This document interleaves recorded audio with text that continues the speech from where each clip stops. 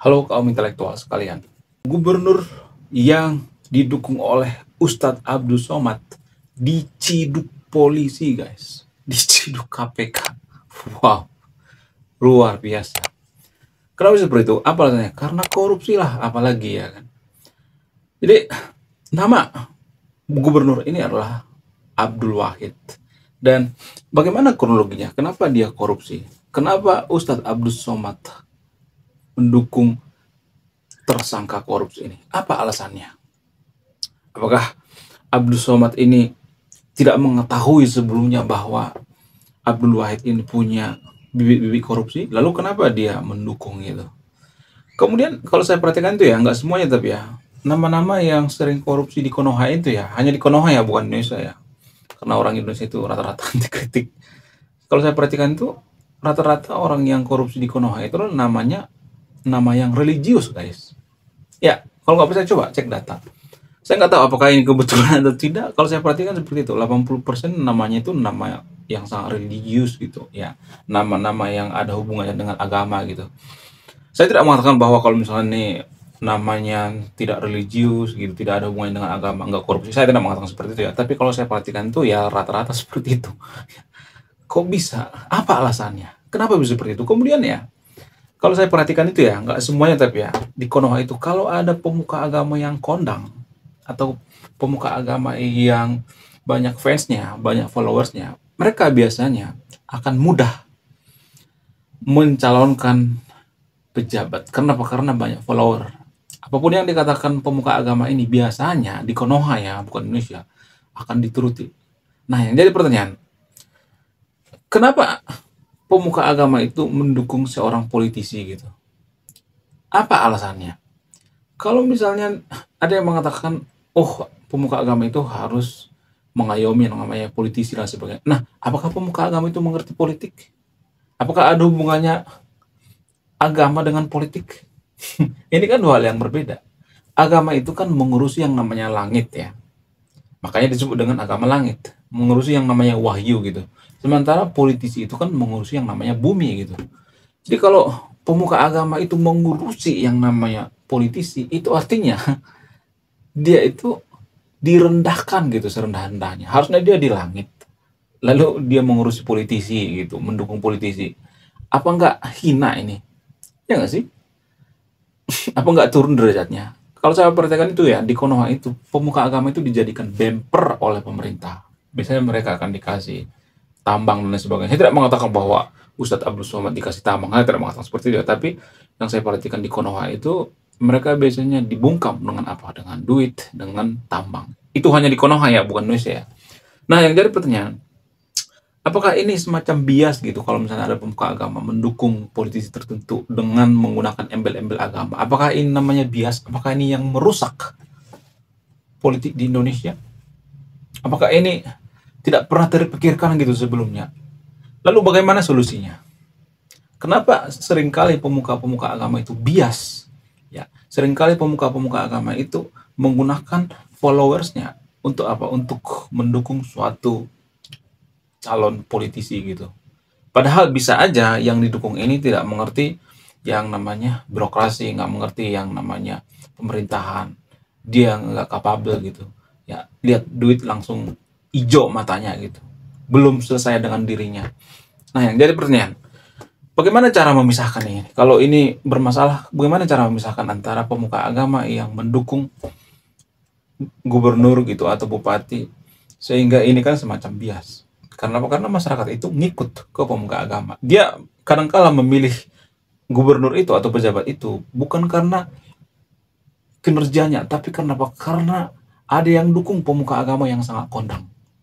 Nah, yang jadi pertanyaan, apakah ini bias atau tidak? Kita sebagai kaum intelektual harus membahas ini ya. Karena apa? Karena inilah yang merusak politik Indonesia. Kalau politik sudah rusak, kalau dalam pemilihan juga sudah rusak, kalau harus memilih pemimpin yang seiman, kapan majunya itu Konoha. Wow, luar biasa.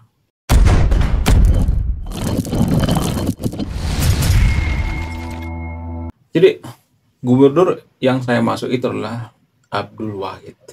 Dalam unggahan daripada Ustadz Abdul Somad, Abdul Wahid ini adalah orang yang mohon maaf ya, yang yatim piatu ya, kemudian orang yang kurang berada ya, dugaannya seperti itu ya. Jadi UAS tergerak hati untuk membantu gitu, membantu untuk memenangkan, untuk menjebolkan gubernur ini. Ya iyalah kan, soalnya Ustadz Abdul Somad itu kan terkenal seluruh Indonesia. Siapapun yang dia bantu, apalagi sekelas gubernur, ya itu kan hal yang gampang ya kan untuk menggolkan hal seperti itu. Bisa aja gubernur ini dipilih, bisa aja dugaannya ya, bukan karena kapabel gitu, tapi karena apa? Karena ada embel-embel Ustadz Abdul Somad di situ. Nah, yang jadi pertanyaan, apakah Ustadz Abdul Somad ini bertanggung jawab atau tidak? Soalnya kan pengaruh daripada dia gitu, pengaruh daripada rekomendasi daripada Abdul Somad misalnya. Apakah dia bertanggung jawab atau tidak? Apakah dia bersalah atau tidak? Apakah dia berdosa atau tidak? Menurut kalian gimana? Coba tulis kolom komentar ya. Saya tidak akan memberikan keputusan ya. Saya tidak akan memberikan kesimpulan. Jadi silahkan Anda simpulkan sendiri. Kemudian kalau saya perhatikan itu ya, biasanya pemuka agama di Konoha itu dijadikan semacam bumper gitu bagi seorang politisi. Ya kalau misalnya nih ada politisi mau nyalon, mereka akan menggandeng pemuka agama. Nah yang jadi pertanyaan, kenapa seperti itu? Apa alasannya? Alasan yang paling mempengaruhi itu adalah karena masyarakat kita itu menganggap bahwa pemuka agama itu setara dengan Tuhan. Itu bermasalahnya. Karena kita mensakralkan pemuka agama. Sehingga apapun yang dikatakan pemuka agama, walaupun pemuka agama ini nggak ngerti politik, ya, walaupun yang direkomendasinya itu cuman ketemu 3 bulan atau 2 bulan atau mereka transaksi atau segala macam, ya masyarakat nggak tahu kan. Jadi mohon maaf ya, makanya saya tuh geram banget dia, kesel banget kalau ada orang yang fanatik berlebihan dalam beragama. Sebenarnya kalau boleh jujur ya, di tangan penguasa, di tangan politisi, agama itu hanya mainan guys. Jadi semakin kita fanatik berlebihan dalam beragama, maka mereka akan makin senang. Karena apa? Karena akan dibela mati-matian gitu, didukung mati-matian. Mari kita belajar dengan kejadian yang lalu-lalu lah ya. Sebagai kaum intelektual kita harus belajar sejarah gitu. Antara Pak Ahok dengan Pak Anies. Sekarang mereka sudah langkur-langkuran. Padahal kan zaman dulu ributnya naujubillah. Iya nggak sih? Sampai ada yang perang-perangan gitu, kotok-kotokan ya, sampai Indonesia mau pecah. Dulu mereka sangat tegang sekali, sekarang sudah rangkul-rangkulan. Lalu bagaimana dengan orang-orang yang sudah kepalang sakit hati satu sama lain? Marilah kita belajar dari sejarah. Ya, apa kita gini-gini terus gitu ya kan? Apa kita nggak pernah belajar dari sejarah? Kita sebagai kaum intelektual harus belajar dari sejarah lah. Jangan mau dibodoh-bodohi oleh politisi gitu. Jangan mau kita dimanfaatkan ya dengan cara apa? Dengan cara menggandeng pemuka agama. Saya itu paling benci banget ya kalau ada politisi menggandeng pemuka agama. Kalau ada politisi menggandeng pemuka agama, itu artinya dia kurang percaya diri untuk dipilih. Kalau dia percaya diri untuk dipilih, ngapain dia menggandeng pemuka agama? Tapi ya umat-umatnya yang, mohon maaf, yang tololnya setara dengan gorila ini ya, warga Konoha ini, mereka mau aja dicucuk hidungnya. Karena apa? Karena mereka sangat fanatik berlebihan dalam beragama. Sehingga kalau ada pemuka agama yang merekomendasikan, saya tidak mengatakan Ustadz Abdul Somad salah ya. Kalau misalnya nih di Konoha ada yang merekomendasikan ya calon tertentu seperti gubernur misalnya atau bupati atau siapalah gitu, maka masyarakat akan ngikut karena mereka menganggap bahwa pemuka agama itu seperti Tuhan. Padahal pemuka agama itu kan dimain-mainin oleh politisi, dijadikan sebagai mainan gitu ya, part of the circus ya. Kalau saya perhatikan pemuka agama yang ada di Konoha itu. Lalu bagaimana solusinya? Sebenarnya ini permasalahan yang sangat rumit sekali ya. Ini bukan hitam putih guys. Ini ada pada ranah abu-abu gitu. Jadi kalau kita mau membuka pikiran kita sedikit saja gitu. Gini guys. Kenapa politisi itu menggandeng pemuka agama? Apa alasannya? Karena politisi meriset, memperhatikan, ternyata masyarakat Indonesia itu masih fanatik berlebihan dalam beragama. Ketika mereka fanatik berlebihan dalam beragama, maka mereka akan patuh dan taat terhadap pemuka agamanya. Mereka akan mensakralkan pemuka agama. Mereka akan menuruti apa yang dikatakan pemuka agama. Sehingga inilah yang dimanfaatkan oleh politisi-politisi yang ada di Indonesia. Apakah saya menyalahkan politisi? Enggak. Saya tidak menyalahkan politisinya. Jadi ini bukan hitam putih ya. Kita harus terbiasa melihat warna yang lain gitu. Ada warna abu-abu selain warna hitam dan putih. Kemudian kalau misalnya kita lebih gali lagi, lebih dalam lagi misalnya, apakah yang salah di sini masyarakat? Saya juga tidak menyalahkan masyarakat. Enggak. Bisa saja dugaannya ya. Saya tidak mengatakan ini ada di Indonesia ya. Ini hanya di Konoha ya.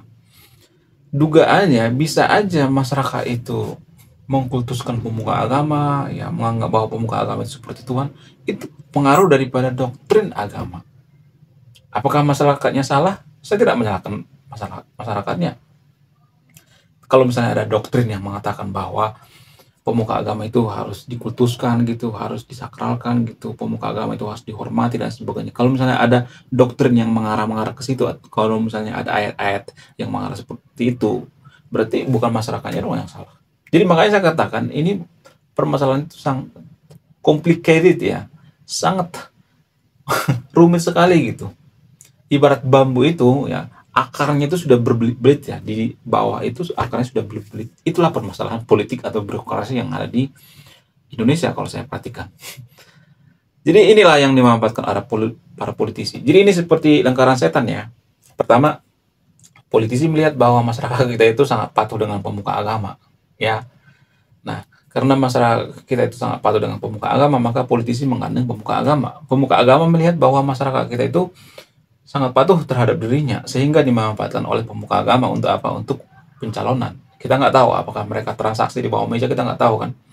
Ya, masyarakat itu dijadikan seperti kerbau gitu, dicucuk hidungnya.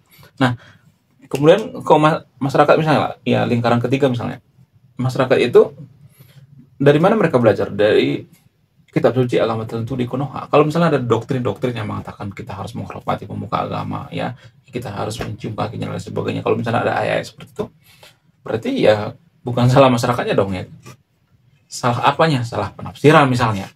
Ya, kalau misalnya ada yang mengatakan, oh penafsiran ayatnya seperti ini, penafsiran ayatnya seperti itu, misalnya ya, ada penafsiran ayat mengatakan bahwa kita harus menghormati pemuka agama itu setara dengan Tuhan misalnya, setara dengan dewa dan lain sebagainya misalnya. Kemudian kalau misalnya ada penafsiran lain misalnya, ya nggak boleh seperti itu, bla bla bla. Nah, yang jadi pertanyaan, berarti kitab suci terlibat dong ya kan? Ya nggak sih? Jadi celahnya di situ tuh, karena ayat kitab suci ini multitafsir, sehingga masyarakat bingung, bisa dibelokkan gitu. Jadi ini seperti lingkaran setan ya, berputar-putar terus ya. Bagaimana cara memutus lingkaran setan ini? Nah, cara memutusnya itu gampang sekali guys kalau kita mau. Tapi saya tidak ngotot bahwa ide saya yang paling keren ya. Gini guys, kenapa di negara maju itu ada istilah sekuler?